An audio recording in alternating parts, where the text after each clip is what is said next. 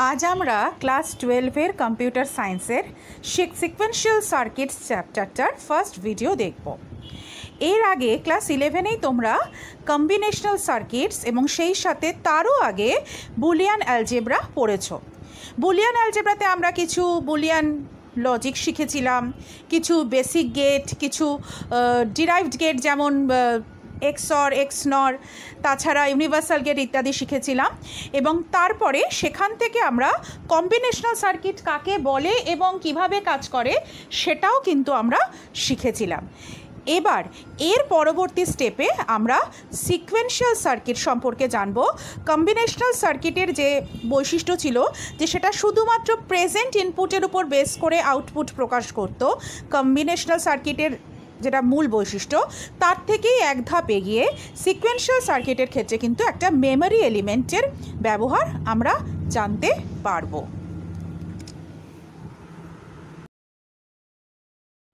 প্রথমেই যেটা আমাদের বুঝতে হবে যে সিকোয়েন্সিয়াল সার্কিট কাকে বলে। Sequential logic circuit contains logic gates arranged in parallel, and its output is not only determined by the combination of the current input but also the prior output। অর্থাৎ combinational সার্কিটের থেকে এটা ডিফারেন্সটা কোথায়, যে sequential logic circuit এমন একটা circuit যেখানে আমরা বিভিন্ন লজিক গেটকে প্যারালালি অ্যারেঞ্জ করি এবং সেখানে যে আউটপুট নির্গত হয় সেই আউটপুট কিন্তু শুধুমাত্র প্রেজেন্ট স্টেটে যে ইনপুট দেওয়া হয়েছে তার উপর নির্ভর করে না, পূর্ববর্তী যে আউটপুট অর্থাৎ আগে এই সার্কিটটা থেকে যে আউটপুট নির্গত হয়েছে সেটির উপরও কিন্তু নির্ভর করে। এবার এই যে আগের বারের আউটপুটটাকে মনে রাখার জন্য তাহলে কিছু একটা থাকছে, সেটাকেই আমরা বলছি memory element. The circuit also contains memory elements that enable it to store the information of the prior output। অর্থাৎ আগের বারে প্রাপ্ত যে আউটপুট সেটাকে স্টোর করে রাখার জন্য যাতে পরের বার যখন কাজ করছি সেখানে সেটা রিফ্লেক্টেড হয় বা সেটাকে রিফ্লেক্টেড বলতে মানে সেটাও যেহেতু প্রভাব বিস্তার করবে কাজেই সেটাকে স্টোর করে রাখার জন্য কিছু মেমোরি এলিমেন্টস আমরা এখানে ইউজ করি। এবার আমরা একটু ডায়াগ্রামটা দেখি। এখানে সিকোয়েন্সিয়াল লজিক সার্কিট একটা ব্লক ডায়াগ্রামের মধ্যে দেখানো হচ্ছে, যার মধ্যে n সংখ্যক ইনপুট প্রবেশ করছে এবং সেখান থেকে m সংখ্যক আউটপুট নির্গত হচ্ছে এবং একটা মেমোরি এলিমেন্ট রাখার জন্য একটা এলিমেন্ট থাকছে। সেখানেও কিন্তু সেই মানে একটা নির্দিষ্ট মুহূর্তে বা একটা নির্দিষ্ট স্টেপে যে আউটপুট নিঃসরণ হচ্ছে সেটা সেই মেমোরি এলিমেন্টে স্টোর হচ্ছে, যেটাই কিন্তু আবার ঘুরে এসে আবার পরের বার যখন ইনপুট হবে সেক্ষেত্রে ইনপুট হিসেবে আবার ওই সিকোয়েন্সিয়াল লজিক সার্কিটে প্রবেশ করছে। অর্থাৎ একবারের আউটপুট আবার পরের বার ইনপুট হিসেবে ব্যবহার হচ্ছে। আমরা বেসিক কিছু সিকোয়েন্সিয়াল ডায়াগ্রাম বা সার্কিট সম্পর্কে জানবো। একদম বেসিক হচ্ছে ল্যাচ, দেন ফ্লিপ ফ্লপ, এবং সেগুলোর বিভিন্ন ধরন সম্পর্কে জানবো এবং তারপর সেইগুলোকে ব্যবহার করে তৈরি করা যায় এমন কিছু সার্কিটও শুনবো। এক্ষেত্রে এক্সাম্পল হিসেবে যেমন বলা যেতে পারে যে কম্পিউটারে কাজ করার জন্য আমরা বিভিন্ন রেজিস্টার ইউজ করি, বিভিন্ন কাউন্টার্স ইউজ করি কম্পিউটারের যে হার্ডওয়্যার যেগুলো সেগুলোর ক্ষেত্রে, এবং সিরিয়াল অ্যাডারও কিছু ইউজ করি। এগুলো কিন্তু সবই সিকোয়েন্সিয়াল সার্কিটের এক্সাম্পল। অর্থাৎ আমাদের কম্পিউটারে কিন্তু সিকোয়েন্সিয়াল যে সার্কিট তার ব্যবহার খুবই বেশি, ফলে এটা কিন্তু কম্পিউটারের জন্য খুবই ইম্পর্ট্যান্ট একটা অংশ।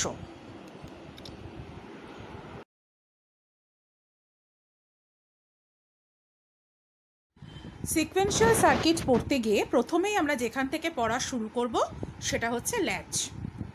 আমরা প্রথমেই ডেফিনেশনটা শুনে নিই। আর latch is a sequential bistable level trigger device that can remain stable in either of two possible states, namely 0 that is reset state and 1 that is set state.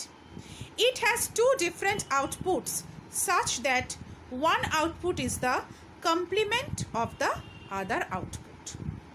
অর্থাৎ ল্যাচ হলো এমন একটা ডিভাইস যে সিকোয়েন্সিয়াল, অর্থাৎ যেটাকে আমরা memory element হিসেবে ব্যবহার করতে পারি, বাইস্টেবল অর্থাৎ জাস্ট দুটো পসিবল স্টেটেই কিন্তু এটা থাকতে পারে, তৃতীয় কোনো পসিবল স্টেট কিন্তু এর নেই। এবং সেই দুটো স্টেট কি কি পসিবল স্টেট দুটোর, একটা হচ্ছে 0 যেটাকে আমরা রিসেট স্টেট বলছি, আরেকটা হতে পারে 1 সেটাকে আমরা সেট স্টেট বলছি। এবং লেভেল ট্রিগার্ড ব্যাপারটার মানে কি, ট্রিগার করা মানে হচ্ছে কোনো কিছু অ্যাপ্লাই করা, কিছু প্রযুক্ত করা। তো লেভেল ট্রিগারিং করে এই ল্যাচের যে স্টেট সেটাকে আমরা চেঞ্জ করতে পারি, এর অর্থই হচ্ছে লেভেল ট্রিগার্ড। এবার এই লেভেল ট্রিগার্ড মানে আমরা ইনপুট পরিবর্তন করে বা ইনপুট প্রয়োগ করে কিন্তু ল্যাচের স্টেট পরিবর্তন করতে পারি। এবার এই ল্যাচের দুটো আউটপুট থাকে যারা কিন্তু সবসময় একে অপরের কমপ্লিমেন্ট হয়, অর্থাৎ আউটপুট হিসেবে যে দুটো আউটপুট নিঃসরণ হয় বা নির্গত হয় তারা সবসময় কিন্তু একজন আরেকজনের কমপ্লিমেন্ট অর্থাৎ অপোজিট হবে। এবার আমাদের ল্যাচের মধ্যে প্রথম যেটা পড়তে হবে সেটা হচ্ছে অ্যাসিনক্রোনাস ল্যাচ, এবং তার মধ্যে আমরা প্রথম যেটা পড়ব সেটা হচ্ছে অ্যাসিনক্রোনাস নর গেট ল্যাচ। এটাকে আমরা কিন্তু অ্যাসিনক্রোনাস নর এসআর বা আরএস ল্যাচও বলি। এসআর হচ্ছে সেট রিসেট, আরএস সেটাকে রিসেট সেট নামেও বলা হয়, অর্থাৎ এসআর বা আরএস দুটো নামেই কিন্তু এটাকে বলা যেতে পারে। আমরা একটু ডায়াগ্রামটা বুঝে নিই। দেখো এখানে দুটো নর গেট আছে এবং একটা নর গেটের সাথে এস বলে একটি ইনপুট প্রবেশ করছে একটা নর গেটের মধ্যে, এবং আরেকটি নর গেটের মধ্যে আর বলে একটি ইনপুট প্রবেশ করছে। এবার এস যে নর গেটটিতে প্রবেশ করেছে সেখান থেকে একটি আউটপুট বেরোচ্ছে কিউ ড্যাশ, এবং আর থেকে যে আউটপুট বেরোচ্ছে সেটা কিউ। দেখো কিউ আর কিউ ড্যাশ মানে আমরা বুঝতেই পারছি যে একটা আরেকটার কমপ্লিমেন্ট হবে। এবার এই কিউ অর্থাৎ আর যেখান থেকে প্রবেশ করেছিল সেই গেটটার থেকে যে আউটপুট বেরোচ্ছে সেটা আবার ঘুরে এসে এসের সাথে প্রথম যে নর গেটটা তার সাথে ইনপুট হিসেবে প্রবেশ করছে। সিমিলারলি কিউ ড্যাশ যে আউটপুটটা সেটা আবার ঘুরে এসে আর এর সাথে ইনপুট হিসেবে সেকেন্ড নর গেটে প্রবেশ করছে। এই যে স্ট্রাকচারটা এটাই কিন্তু হচ্ছে আমাদের অ্যাসিনক্রোনাস নর গেট এসআর বা আরএস ল্যাচ। এবার এটি কাজ কিভাবে করবে আমরা একটু দেখি। আমাদের সিকোয়েন্সিয়াল ডায়াগ্রামের ক্ষেত্রে কিছু টেবিল পড়তে হবে, ট্রুথ টেবিলের মতো, যেখানে আমাদের স্টেটটাও মেনশন করা থাকবে। এখানে ইনপুট হিসেবে আছে এস আর আর, এবং কিউ এন প্লাস ওয়ান হচ্ছে যে একটা এস এবং আর দেওয়ার ফলে নতুন করে যে স্টেবল স্টেট আসবে সেই ক্ষেত্রে কিউ এর মান। এখানে তো কিউব এবং কিউ ড্যাশ দুটোই পাচ্ছি, আমরা কিউটাই শুধু লিখছি কেন আমরা বুঝেই যাব যে কিউ ড্যাশ কিন্তু তার অপোজিটটাই হবে, মানে কিউ এর যা ভ্যালু ওয়াইজ কিন্তু অপোজিট হবে। আর স্টেট মানে যে তার স্টেটের কিছু পরিবর্তন হলো কি না বা হলে কীরকম হলো। প্রথমেই দেখো এস এবং আর দুটো ইনপুটে যখন 0 তখন Q n plus one Q n এর মতোই থাকবে, অর্থাৎ পূর্ববর্তী আউটপুট যেটা ছিল কিউ এর সেটাই কিন্তু এক্ষেত্রে অপরিবর্তিতভাবে থাকবে, অর্থাৎ 1 হলে 1 0 হলে 0। এবং তার মানেই যখন কিউ এন 1 তার মানে কিউ ড্যাশ এন হচ্ছে 0, কাজে এটা কিন্তু নয় যে কিউ এন যা থাকবে কিউ এন ড্যাশ মানে কিউ ড্যাশ এনও তাই থাকবে, তা কিন্তু নয়, কমপ্লিমেন্টটা অপোজিট হবে।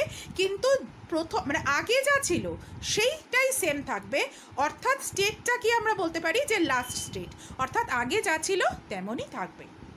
এরপর হচ্ছে S0 R1, S0 R1 হলে কিউ এন প্লাস ওয়ান হবে 0, অর্থাৎ সেক্ষেত্রে পূর্ববর্তী আউটপুট যাই হোক না কেন নতুন যে স্টেবল স্টেটটা যেটা আসবে যে আউটপুট বেরোবে সেটা কিন্তু সবসময় কিউ এর ক্ষেত্রে 0 হবে, অর্থাৎ এক্ষেত্রে স্ট্যাটাসটা হচ্ছে রিসেট।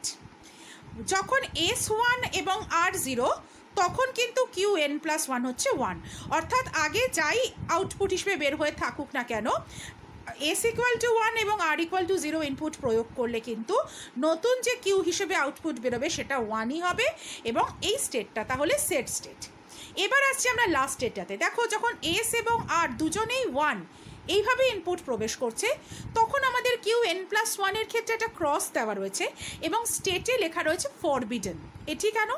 এর কারণ আমরা যদি এর কার্যক্রমটা ভাবতে যাই তাহলে দেখতে পাবো যে যখন এস এবং আর দুই ক্ষেত্রেই 1 1 ইনপুট প্রবেশ করবে তখন সেখানে প্রথম ক্ষেত্রে একটা আউটপুট বেরোলো, সেটা আবার ইনপুট হিসেবে এলো। এইভাবে কাজ করতে করতে দেখা যাবে যে আমাদের কোনো ফিক্সড কোনো একটা মানে যেখানে একদম স্টেবল হয়ে যাচ্ছে সেরকম কোনো স্টেট আসবে না, এবং কিউ এবং কিউ ড্যাশ একই মানের হয়ে যেতে চাইবে। এবং যখনই দুটোর ভ্যালু এক হয়ে যাবে, কখনোই তো একটা জিনিস এবং তার কমপ্লিমেন্ট এক হতে পারে না, তখনই কি হবে, তারা দুজনকে আনপ্রেডিক্টেবলভাবে চেঞ্জ করার চেষ্টা করবে। অর্থাৎ সেখানে কি হবে সেটা কিন্তু কোনোভাবেই প্রেডিক্ট করা যাবে না, যার জন্য এখানে এমন একটা স্টেট চলে যাবে যেটাকে আমরা এক্সপ্লেনই করতে পারবো না। তো সেইটাকেই বলা হয় ফরবিডেন স্টেট। তাহলে আমরা কি মনে রাখবো যে নর গেট এসআর ল্যাচ যেটা, সেখানে কাজ করার ক্ষেত্রে কিন্তু যদি দুটো ইনপুটই 1 হয় সেক্ষেত্রে কিন্তু একটা আনএক্সপেক্টেড ফরবিডেন স্টেট পাওয়া যায়। এক্ষুনি যে স্টেট টেবিলটা আমরা দেখলাম সেখান থেকে আমরা এই ল্যাচের একটা সমীকরণ পাই বা ইকুয়েশন পাই, সেটা হচ্ছে Qn+1 = S + R complement into Qn।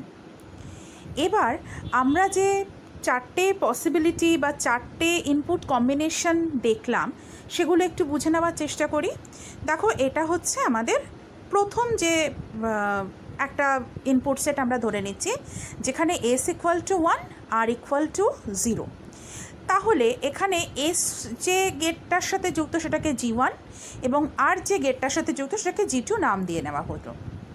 তাহলে দেখো, এখানে আমরা যে জিনিসটা পাচ্ছিলাম সেই অনুসারে প্রথম S = যখন 1 আমাদের G1-এর মধ্যে দিয়ে প্রবেশ করছে, সেক্ষেত্রে 1 কমপ্লিমেন্ট, একটা 1 আছে মানে নর গেট, তো তাহলে তার কমপ্লিমেন্ট ডেফিনেটলি 0ই হবে। তাহলে কিউ ড্যাশ যেটা, সেটা হয়ে যাচ্ছে 0। সেই 0টা এবার চলে আসছে G2-র কাছে, আর G2-র কাছে এমনিতেই R = 0 রয়েছে। তাহলে 0 আর 0 যখন নরের মধ্যে দিয়ে পাস করছে, তার মানে কি 0 + 0 0, সেটার কমপ্লিমেন্ট অর্থাৎ 1, অর্থাৎ কিউ হিসেবে কিন্তু 1 নির্গত হচ্ছে। সেই 1টা আবার চলে আসছে G1-এর কাছে। এবার কি হচ্ছে, S = 1, আবার কিউ = 1। তাহলে 1 + 1 1, সেটা কমপ্লিমেন্ট হয়ে 0, যেটা নর গেটের নিয়ম। তাহলে কি হলো, দেখো একটা স্টেবল স্টেটে চলে এলো, যেখানে আমাদের কিউ এর মান হয়ে গেল 1 আর কিউ ড্যাশের মান হয়ে গেল বা কিউ কমপ্লিমেন্ট হয়ে গেল 0। এক্ষেত্রে কিন্তু আগে কত মান ছিল, আগে কিউ এর ভ্যালু কত ছিল, সেটা কিন্তু আমাদের কোনো ম্যাটার করলো না। কেন করলো না? যেহেতু S = 1, তার মানে সেক্ষেত্রে কিন্তু তার আউটপুট প্রথম ক্ষেত্রে আউটপুটটা 0 হতোই। কাজেই সেভাবে করেই কিন্তু আমরা দেখতে পেলাম যে এখানে স্টেবল স্টেটে কিন্তু কিউ = 1 হয়ে গেল, যেটাকে আমরা সেট স্টেট বলছি। এবার আমরা চলে আসি আরেকটা ক্ষেত্রে, যেখানে S = 0, R = 1। ঠিক একইভাবে যদি আমরা এটাকেও কল্পনা করি, তাহলে কিন্তু আমরা দেখতে পাবো যে এখানে কিন্তু আমাদের প্রথম ক্ষেত্রে ইনপুট মানে আগের বারের আউটপুট যাই থাকুক না কেন, আমাদের কিন্তু কিউ = 0 আর কিউ ড্যাশ বা কিউ কমপ্লিমেন্ট 1ই হবে, অর্থাৎ যেটাকে আমরা বলছি রিসেট অবস্থা। এবার আমরা চলে আসছি S এবং R দুটো ইনপুটই যদি 0 হয়, সেক্ষেত্রে আমরা প্রথমে ধরে নিচ্ছি যে প্রিভিয়াস যে আউটপুট সেটা ছিল 0। তাহলে প্রথমেই কি হলো, দেখো G1-এর কাছে 0 0 দুটো এসছে। তাহলে 0 0 যদি দুটো আসে, 0 + 0 যোগ হয়ে 0, সেটা কমপ্লিমেন্ট হয়ে 1, অর্থাৎ কিউ ড্যাশের ভ্যালু হলো 1। সেই 1টা চলে এলো G2-র কাছে, আর R এর মান এমনি 0। তাহলে 0 এবং 1 যোগ হয়ে হচ্ছে 1, সেটা কমপ্লিমেন্ট হয়ে হচ্ছে 0। যেহেতু এটা নর গেট, কাজে প্রথমে যোগ হচ্ছে তারপর কমপ্লিমেন্ট হচ্ছে, তাহলে কিউ এর মান হয়ে গেল 0। সেই 0টা আবার যখন S0-র কাছে আসছে, তখন স্টেবল স্টেটই হয়ে যাচ্ছে, কোনো চেঞ্জ তো। স্টেবল স্টেট মানে কি, যেখানে মানে নতুন আউটপুট ইনপুট হিসেবে প্রবেশ করার পর যখন আর কিছু চেঞ্জ হয় না, তার মানে আমরা ধরে নিতে পারি সেটা স্টেবল হয়ে গেছে। তাহলে দেখো, আমাদের আগে যে 0 ছিল এক্ষেত্রেও কিন্তু 0ই থেকে গেল, অর্থাৎ প্রিভিয়াস আউটপুট যেটা ছিল, নতুন আউটপুট সেটাই থাকলো, যার জন্য এটাকে ল্যাচড কন্ডিশন বা ল্যাচ স্ট্যাটাস বলা হচ্ছে। এবার আমরা যদি ধরে নিই যে S0 R0 ক্ষেত্রে আগে 1 ছিল, প্রিভিয়াস বা প্রায়ার আউটপুট যেটা সেটা 1 ছিল, তখন কি হবে? তখন সেই 1টা G1-এর কাছে আসছে।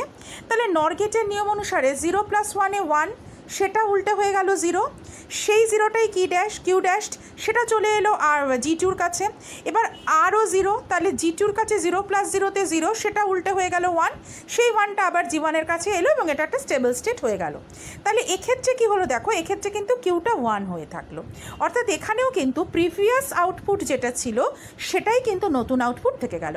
তাহলে আমরা যেটা পড়েছিলাম যে কোনো স্টেট চেঞ্জ হচ্ছে না, প্রিভিয়াসটাই থেকে যাচ্ছে, সেটাই আমাদের প্রমাণ হয়ে গেল।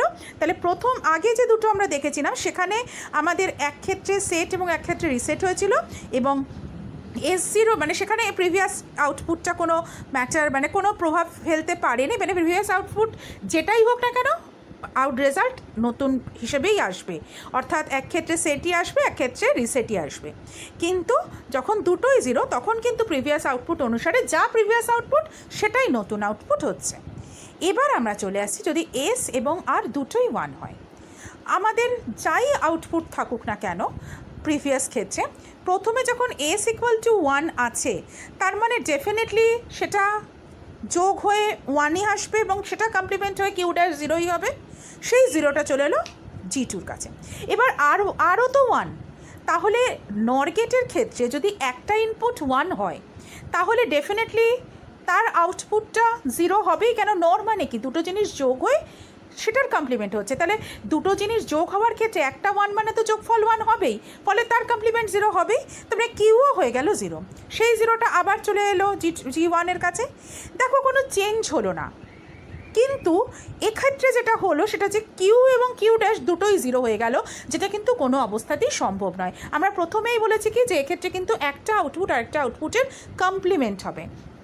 এই যে অবস্থাটা হলো এতে করে কি হবে, একটা আনস্টেবল স্ট্যাটাস তৈরি হয়ে যাবে এবং দুটো ইনপুটই কিন্তু মানে আমরা আর ব্যাপারটাকে কোনোভাবে কোনো কন্ট্রোল করতে পারবো না বা স্টেবল কোনো স্টেটে আনতে পারবো না।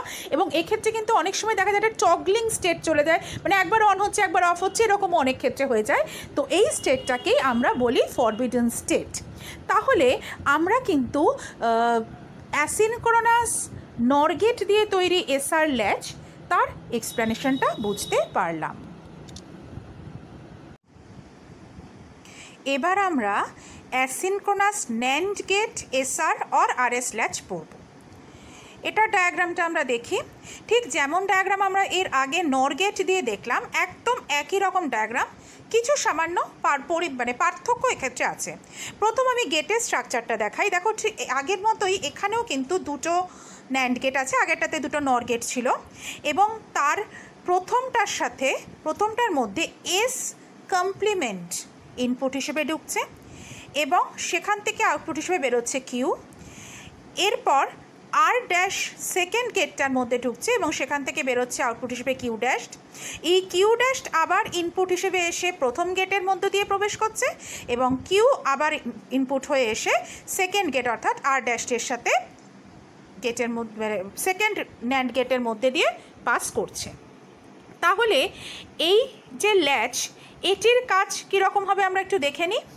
এটির যে স্টেট টেবিল সেটা দেখো, এখানে 4 রকম ইনপুট কম্বিনেশন এক্ষেত্রেও হবে, 0 0 0 1 1 0 1 1। এক্ষেত্রে কিন্তু ইনপুটগুলো S ড্যাশ বা S বার এবং R ড্যাশ বা R বার, এবং আউটপুট এখানেও সেই Qn+1 ঠিক যে কনসেপ্টে আমরা আগেরটাতে দেখেছি সেম। আর স্টেট এবার দেখো যখন দুটো ইনপুটই 0 তখন কিন্তু আমরা ফরবিডেন স্টেট পাচ্ছি, যেটা এর আগেরটাতে আমরা দুটো ইনপুট 1-এর ক্ষেত্রে পেয়েছিলাম। যখন S ড্যাশ 0 এবং R ড্যাশ 1 তখন Qn+1 হচ্ছে সেট অর্থাৎ 1। যখন S ড্যাশ 1 R ড্যাশ 0 তখন Qn+1 হচ্ছে 0 অর্থাৎ রিসেট, এবং যখন দুজনেই 1 তখন Qn অর্থাৎ লাস্ট স্টেট, অর্থাৎ তার আগে যে অবস্থায় ছিল এক্স্যাক্টলি সেই অবস্থাতেই কিন্তু থেকে যাবে। তাহলে এক্ষেত্রে আমাদের একটা জিনিস মনে রাখতে পারলে আমাদের সুবিধা হবে, সেটা হচ্ছে for simple NAND latch the state table outputs are just reverse of the NOR latch, অর্থাৎ নরেরটা যেমন ছিল ঠিক তার রিভার্স হচ্ছে ন্যান্ডের ক্ষেত্রে। এবার আমরা সেই প্রতিটি ইনপুটের জন্য যে আমরা আগে দেখেছিলাম সেরকম একটু দেখি। আমি যেহেতু আগেরটাতে এক্সপ্লেন করেছি, এক্ষেত্রে আমি জাস্ট একটাই এক্সপ্লেন করে দেখাচ্ছি। দেখো এখানে প্রথম ক্ষেত্রে S-0 R-1, তাহলে প্রথম গেটটা দিয়ে একটা 0 ঢুকছে। এবার ন্যান্ডের ক্ষেত্রে 0 ঢুকছে মানে সেটা আউটপুট হিসেবে 1 হিসেবে বেরোচ্ছে, অর্থাৎ Q=1। এখানে আরেকটা জিনিসও খেয়াল করো, আগে কিন্তু আর এর দিকটাতে কিউ ছিল, এবার কিন্তু এস এর দিকটাতে, যদিও আগেরটায় আর ছিল, এস ছিল, এখানে S' আর R'। এবার এই কিউটা আবার চলে আসছে সেকেন্ড গেট অর্থাৎ G2-র কাছে। এমনিতেই R'1 আছে, তাহলে এই 1 আর 1 একসাথে ন্যান্ড গেটের মধ্যে দিয়ে পাস হয়ে যাচ্ছে 0। সেই 0টা আবার চলে আসছে G1-এর কাছে, G1-এর মধ্যে তাহলে 0 0 প্রবেশ করছে, যেটা আবার হয়ে যাচ্ছে 1। তাহলে এটা কিন্তু একটা স্টেবল স্টেটে চলে গেল। এবং এক্ষেত্রে আগের ইনপুট, এই আগের এবারের আউটপুট কী ছিল আমাদের কনসিডার করতে হলো না, ফলে এক্ষেত্রে সবসময় কিন্তু সেট স্টেট থাকবে। একই রকমভাবে S'1 এবং R'0-র ক্ষেত্রে রিসেট স্টেটে থাকবে, এবং যখন দুটোই 1 সেক্ষেত্রে যদি আগের বার 0 থাকে কিউ, সেক্ষেত্রে এবারেও কিউ 0ই থাকবে, এবং যখন তার উল্টোটা অর্থাৎ আগের বার কিউ ছিল তখন এবারেও Q1 থাকবে। এছাড়া আরেকটা যেটা আমাদের থেকে যাচ্ছে সেটা হচ্ছে যদি R' এবং S' দুটো ইকুয়ালিটি 0 হয়, তাহলে কিন্তু ঠিক যেমন আমরা এর আগেরটার ক্ষেত্রে অর্থাৎ নর ল্যাচের ক্ষেত্রে যেমন আমরা দেখেছিলাম যে ফরবিডেন স্টেট পেয়েছিলাম, এখানেও কিন্তু সেই ফরবিডেন স্টেট আসবে। এতক্ষণ যে দুটো ল্যাচ আমরা দেখলাম তারা কিন্তু ছিল অ্যাসিনক্রোনাস। এবার আমরা সিনক্রোনাস ল্যাচ দেখব। এখানেও আমরা দুটো দেখব, একটা হচ্ছে ইউজিং নর গেট আর দেখব ইউজিং ন্যান্ড গেট। প্রথমেই আমরা ইউজিং নর গেট সিনক্রোনাস ল্যাচ দেখি। এখানে ডায়াগ্রামটা দেখো, এখানে এর আগে আমরা যে ল্যাচের পোর্শনটা দেখেছিলাম সেইটা শেষের দিকে আছে, কিন্তু সরাসরি এস এবং আর কিন্তু সেই নর গেট দুটোর সঙ্গে যুক্ত হয়নি। এখানে কি হয়েছে, একটা ক্লক পালস আছে, সেই ক্লক পালস G1 আর G2 বলে দুটো অ্যান্ড গেট মধ্যে দিয়ে পাস করেছে, এবং প্রথম যে অ্যান্ড গেটটা সেটার মধ্যে দিয়ে এসও পাস করেছে, এবং সেকেন্ড যে অ্যান্ড গেটটা সেটার মধ্যে দিয়ে আর পাস করেছে। অর্থাৎ G1 যে অ্যান্ড গেটটা সেটার মধ্যে দিয়ে এস আর ক্লক পালস পাস করেছে, আর G2 যে অ্যান্ড গেটটা সেটার মধ্যে দিয়ে ক্লক পালস আর পাস করেছে। এরপর এখান থেকে নির্গত যে এই দুটো গেট থেকে নির্গত যে আউটপুট, সেগুলি যথাক্রমে নর গেট দুটোর মধ্যে দিয়ে পাস করেছে, এবং Q' এবং Q যেভাবে আউটপুটগুলি আবার এসে ইনপুট হিসেবে প্রবেশ করার কথা একদম সেভাবেই করেছে। এক্ষেত্রে যে স্টেট টেবিল আমরা পাচ্ছি সেটা আমরা একটু দেখে নিই। সেটা হচ্ছে যে যেহেতু এখানে ক্লক পালসটাও ইনক্লুডেড হলো, তাহলে ক্লক 0রও একটা অবস্থা তো থাকবে। যখন ক্লক 0 তখন এস বা আর কোনোটার মধ্যে দিয়েই মানে যাই না যাক, যেটা দেখা যাবে যে স্টেটটা কিন্তু লাস্ট স্টেটটাই থাকবে, অর্থাৎ কোনো চেঞ্জ হবে না। অর্থাৎ যতক্ষণ না দেখা যাবে যে ক্লক পালস 1 হচ্ছে ততক্ষণ কিন্তু এই ল্যাচে কোনো পরিবর্তন হবে না, অর্থাৎ সেটা অপরিবর্তিত স্টেটেই থাকবে। যখন ক্লক 1, সেই ক্ষেত্রে যে চারটে ইনপুট কম্বিনেশন পসিবল, অর্থাৎ S0 R0, S0 R1, S1 R0 এবং S1 R1, সেই চারটির ক্ষেত্রে কী হবে সেটা আমরা দেখে নিই। Qn+1 প্রথম অর্থাৎ 0 0 S এবং আর 0 0-র ক্ষেত্রে Qn অর্থাৎ লাস্ট স্টেটে থাকবে, 0 1-এর ক্ষেত্রে 0 অর্থাৎ রিসেট স্টেটে থাকবে, 1 0-র ক্ষেত্রে 1 অর্থাৎ সেট স্টেটে থাকবে, এবং 1 1-এর ক্ষেত্রে কিন্তু সেই ফরবিডেন স্টেটেই থাকবে। তাহলে এটা হলো আমাদের ক্লক পালস ব্যবহার করে সিনক্রোনাস নর গেট ব্যবহার করে ল্যাচের স্টেট টেবিল। এবার আমরা চলে আসছি সেম জিনিস শুধু ন্যান্ড গেট ব্যবহার করে যখন করা হচ্ছে।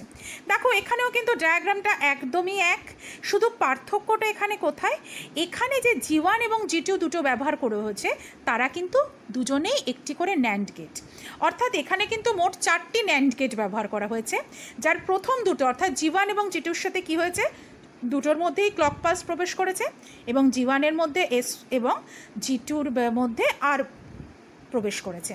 অর্থাৎ G1 যে ন্যান্ড গেট তার মধ্যে দিয়ে এস আর ক্লক, এবং G2 যে ন্যান্ড গেট তার মধ্যে থেকে আর এবং ক্লক পালস পাস করছে, এবং এর ফলে যে দুটো আউটপুট পাওয়া যাচ্ছে তারাই যথাক্রমে পরবর্তী দুটো যে আমাদের ন্যান্ড গেট রয়েছে সেখানে প্রবেশ করছে, এবং কিউ এবং কিউ ড্যাশ যে আউটপুট দুটো বেরোচ্ছে তারা আবার পরের বার ইনপুট হিসেবে কিন্তু আবার প্রবেশ করছে। এই অংশটা কিন্তু আমরা এর আগেই বুঝেছি। তাহলে এর টেবিলটা কীরকম হবে আমরা একটু দেখে নিই। এক্ষেত্রেও সেই ক্লক পালস 0 যখন হবে তখন এস আর যাই হোক না কেন আমাদের কিন্তু কিউএনটা লাস্ট স্টেটেই থাকবে, অর্থাৎ কোনো চেঞ্জ কিছু হবে না, অর্থাৎ সেক্ষেত্রে মানে এস আর আর এর কোনো মূল্যই সেখানে থাকবে না। ক্লক পালস যখন 1 সেক্ষেত্রে আবার সেই 4টে পসিবল ইনপুট সেট হচ্ছে, দুটোই 0, S0 R1, S1 R0 এবং দুটোই 1। এবার দেখো এবার যেটা হচ্ছে, এবার কিন্তু যখন এস এবং আর উভয়ই 0 তখন কিন্তু QN+1 কিউএন অর্থাৎ লাস্ট স্টেটে থাকছে। যখন S0 R1 তখন রিসেট অর্থাৎ 0 অবস্থায় থাকছে, মানে QN+1টা 0 হচ্ছে।